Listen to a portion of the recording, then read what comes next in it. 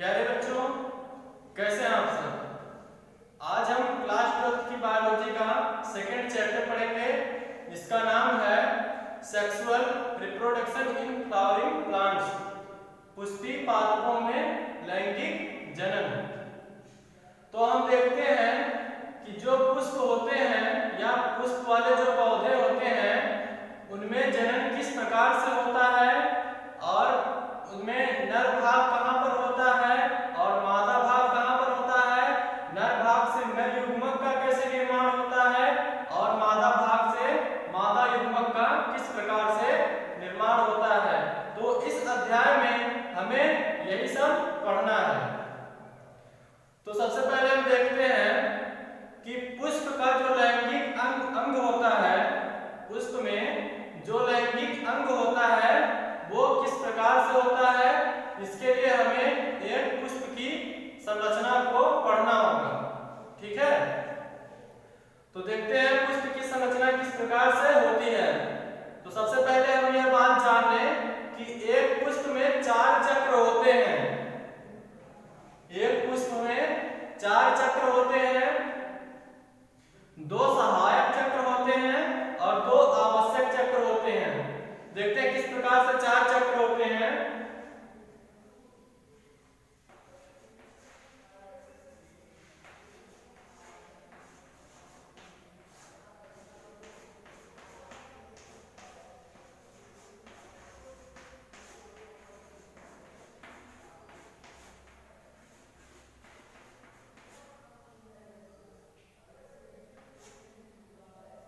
पुष्प में 4 चक्र होते हैं। देखिए, सहायक चक्र,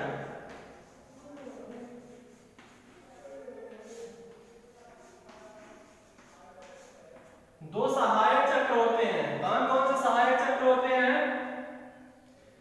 एक होता है दलपुंज और एक बाह्य दलपुंज।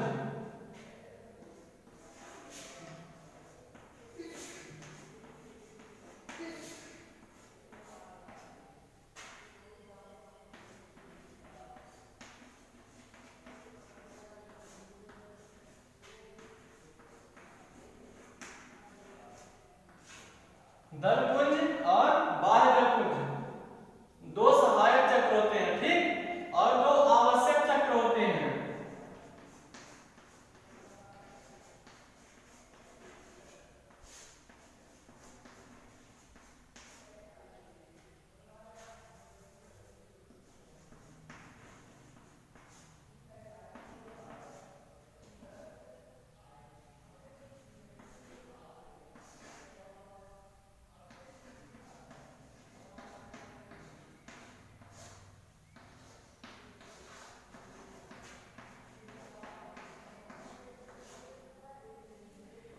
आवश्यक चक्र में है, पहले नंबर पर है जयांग और दूसरे नंबर पर है पुमंग।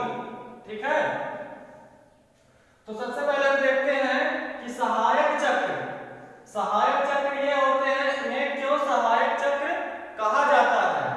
तो इन्हें सहायक चक्र इसलिए कहा जाता है क्योंकि देखिए जो दलपुंज होते हैं, दलपुंज वे क्या करते हैं, इनमें कुछ सुगंध होती है और विशेष प्रकार के रंग होते हैं जो क्या करते हैं, कीटों को अपनी तरफ आकर्षित करते हैं, जिसके माध्यम से कीटों के माध्यम से इनके परागकण क्या होते हैं, एक पुष्प से दूसरे पुष्प पर या पुष्प से पुष्प के परागकोश से परागकणों को वर्तिकाग्र तक पहुंचाते हैं। ठीक है, और बाह्य दलपुंज जो होता है, आप लोग देखे होंगे कि जो पुष्प होता है उसके सबसे निचले भाग पर हरे कलर में कुछ होता है, उसी को कहते हैं बाह्य दलपुंज। वो क्या करता है कि जब पुष्प अति कोमल अवस्था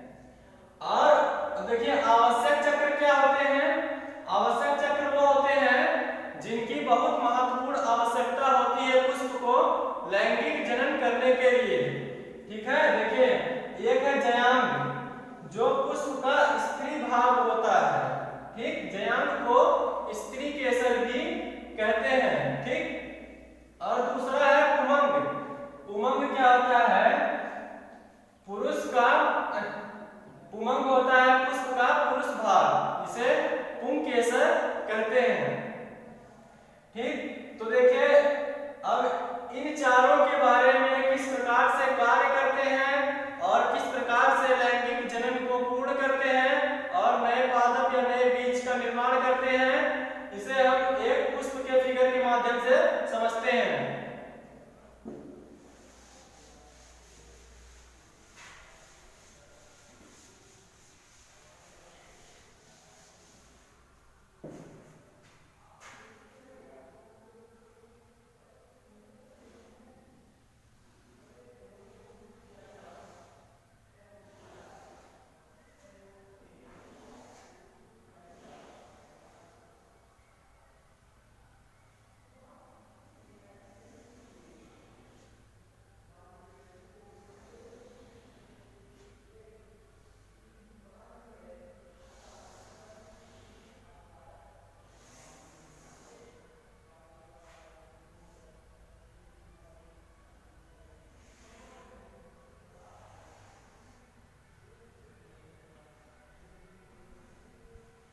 देखिए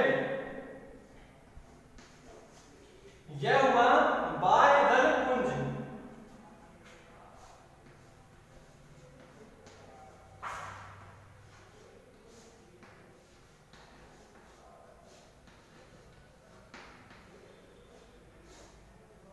और यह क्या है? दल पुंज।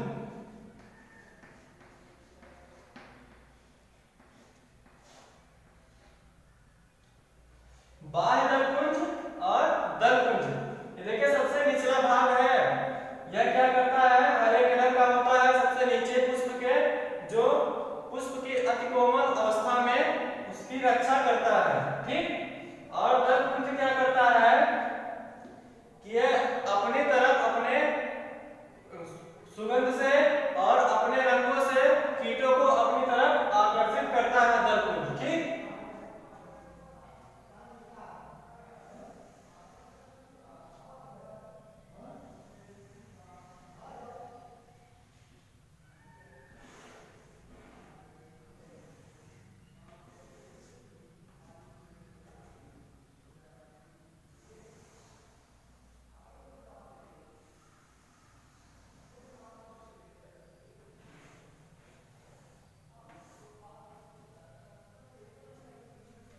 यह देखिए यह हुआ उमंग।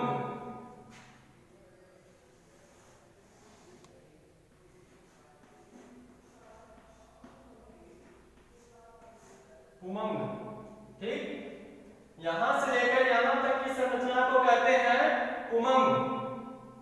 और इसमें देखिए यह क्या है? परागकोश।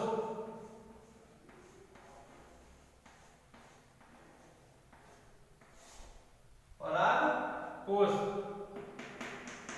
यहां पे इस तरह से रहते हैं।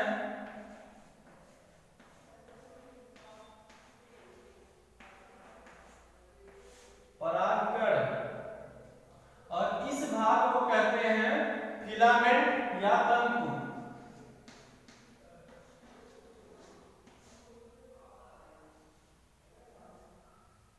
ठीक। तो देखिए जो पुष्प का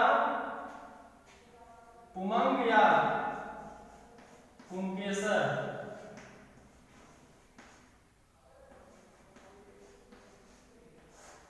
पुष्प का जो पुरुष भाग होता है उसमें क्या होते हैं? परागकोश होते हैं। और परागकोशों में अति सूक्ष्म संरचना होती है जिसे परागकण कहते हैं। और ये जो जिस डंडी से जुड़ा रहता है उसे कहते हैं फिलामेंट, ठीक। तो उसी प्रकार से इसमें भी होते हैं। और ये देखिए पुष्प का स्त्री भाग है, ठीक। स्त्री भाग, इसे स्त्री केसर या जयांग कहेंगे।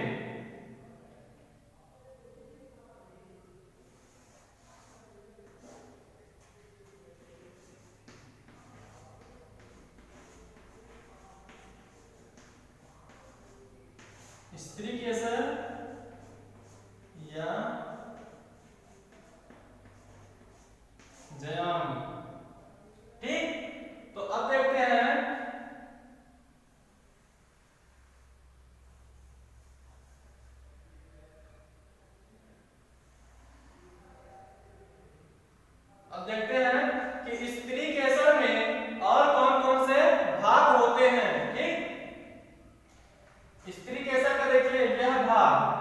वर्तिकाग्र कहलाता है।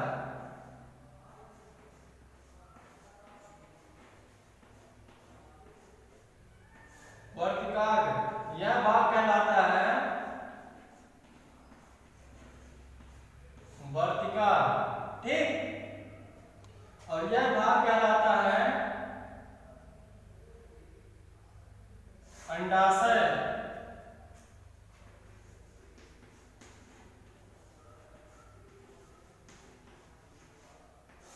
यह भाग कहलाता है अंडाशय, ठीक।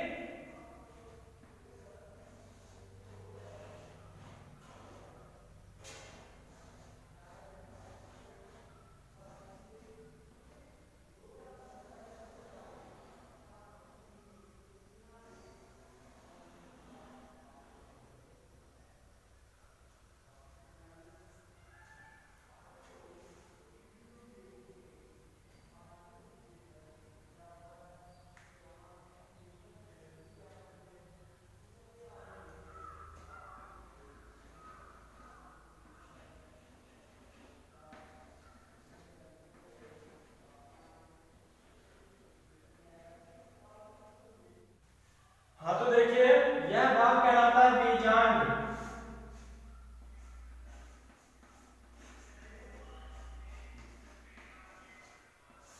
बीजांड, ठीक। अब देखिए यह जो होता है अंड कोशिका होती है।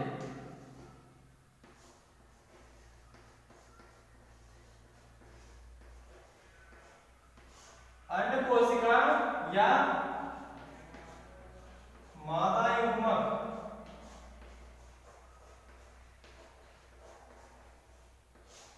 अंड कोशिका या मादा युग्मक, यह भाग देखिए ये है, ये सब क्या है? अंड कोशिका है या इन्हें मादा युग्मक भी कहते हैं। और जो परागकण होते हैं, परागकण, इन्हें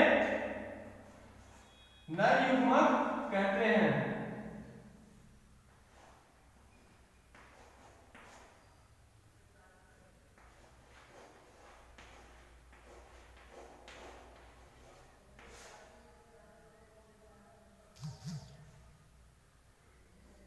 ठीक, परागकण जो होते हैं इन्हें नर युग्मक भी कहते हैं। ठीक, तो पुष्प की संरचना के बारे में आप लोग देख रहे हैं किस तरह से पुष्प की संरचना है। यह देखिए बहुत ही महत्वपूर्ण है, पुष्प की संरचना बहुत ही महत्वपूर्ण है। इसमें से एक या दो क्वेश्चन जरूर आते हैं पेपर में, तो इसको बहुत अच्छे से आप लोग तैयार करेंगे और सेम इसी तरह से तैयार करेंगे, ठीक है। अब एक बार देखते हैं कि इसमें किस प्रकार से, एक बार देखते हैं किस प्रकार से पुष्पों में जनन होता है। देखिए यह जो नर युग्मक है, नर युग्मक कहाँ जाएगा? मादा युग्मक के पास, यहाँ आएगा। वह किस प्रकार से आता है?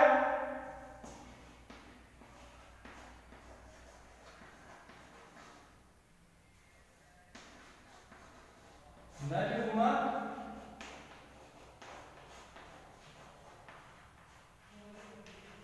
मादा युग्मक, ठीक। दोनों के लिए इससे किसका निर्माण होगा? भ्रूण का। भ्रूण का निर्माण होगा, जो भ्रूण आगे चलकर एक बीज का रूप लेगी, ठीक। तो देखते हैं किस प्रकार से नर युग्मक मादा युग्मक से मिलते हैं, ठीक। तो जो नर युग्मक यहाँ देखिए परागकोश पूर्ण रूप से परिपक्व हो जाता है, इसमें जो परागकण होते हैं वे जब पूर्ण रूप से परिपक्व हो जाएंगे तब परागकोश क्या होता है? यहाँ से फट जाता है, ठीक। यहाँ से परागकोश फट जाता है, जिसमें से परागकण किसी माध्यम से, वह माध्यम क्या है कि वह माध्यम कीट भी हो सकता है, हवा भी हो सकती है, जल भी हो सकता है और मनुष्य भी हो सकता है। तो किसी न किसी माध्यम से यहाँ से आएंगे वर्तिकाग्र पर, ठीक। यहाँ से इस तरह से वर्तिकाग्र पर आएंगे, क्या? परागकण यहाँ पर आएंगे, ठीक। जब परागकण यहाँ पर आएंगे तो एक पतली सी संरचना बनाएंगे, पतली सी नलिका का निर्माण करेंगे और यह नलिका सीधे पहुंचेगी कहाँ? अंडाशय में, ठीक। यह नलिका सीधे पहुंचेगी अंडाशय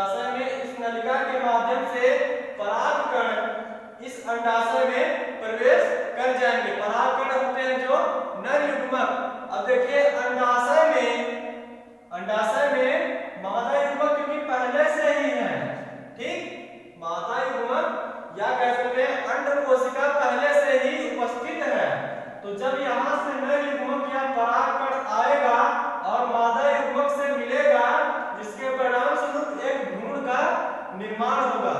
भ्रूण विकसित होकर एक बीज का रूप लेगा। ठीक, तो इस प्रकार से पुष्पों में लैंगिक जनन होता है। इतनी बात आप लोगों को समझ में आ गई? ठीक है, अब देखिए हम क्या करेंगे कि पुष्प का जो नर भाग होगा, ठीक, जो नर भाग होता है इसके बारे में विस्तार पूर्वक अध्ययन करेंगे। ठीक है, चलिए देखते हैं कि पुष्प के नर भाग में क्या होता है, किस प्रकार से उसमें परागकणों का निर्माण होता है। ठीक, तो देखते हैं।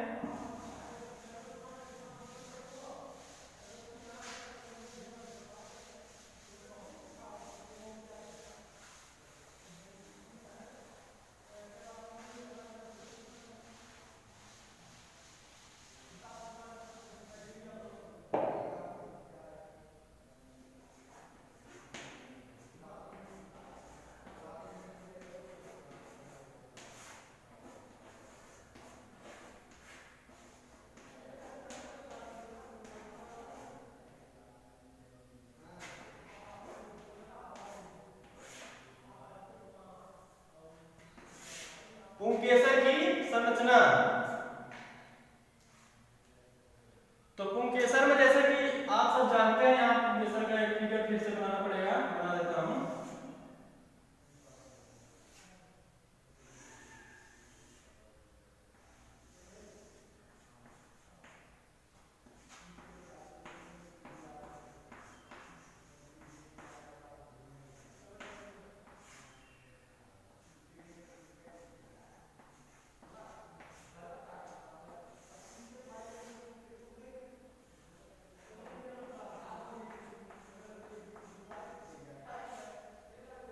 पुंकेसर, ठीक, यह हुआ पुंकेसर की संरचना। तो इसके बारे में अध्ययन करना है कि पुंकेसर में किस प्रकार से परागकणों का निर्माण होता है।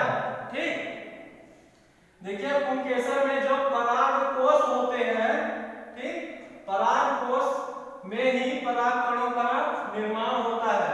तो क्यों ना हम परागकोश के एक अनुप्रस्थ काट को देखें।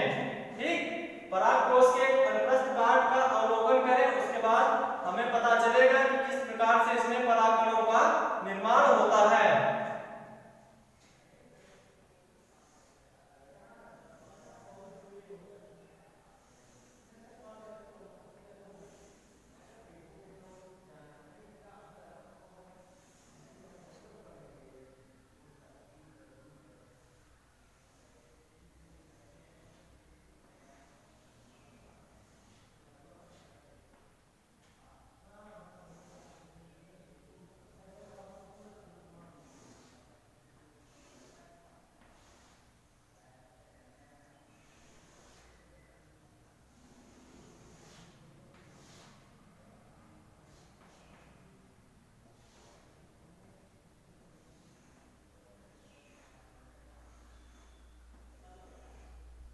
तो देखिए आप लोगों को यह फिगर जो था उसको काट दिए हैं बीच से, यहां से काट दिए हैं।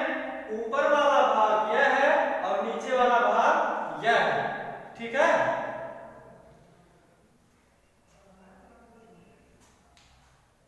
हाँ देखिए प्रत्येक परागकोश में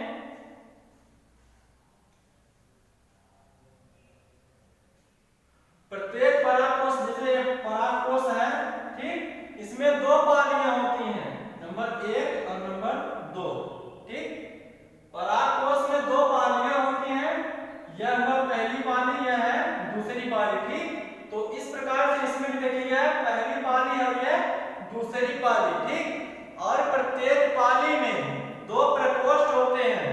देखिए एक पाली हुई इसमें दो प्रकोष्ठ और एक पाली हुई जिसमें दो प्रकोष्ठ। ठीक, तो इस प्रकार से हम कह सकते हैं कि एक परागकोश में 4 प्रकोष्ठ होते हैं। ठीक, इसमें यह क्या है, लंबबीजाणुधानी।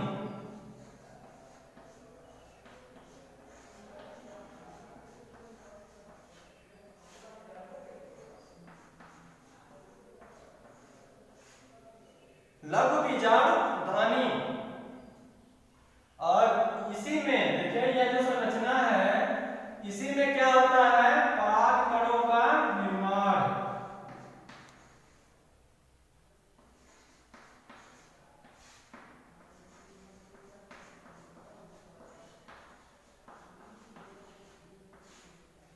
लघु बीजाणुधानी में पराग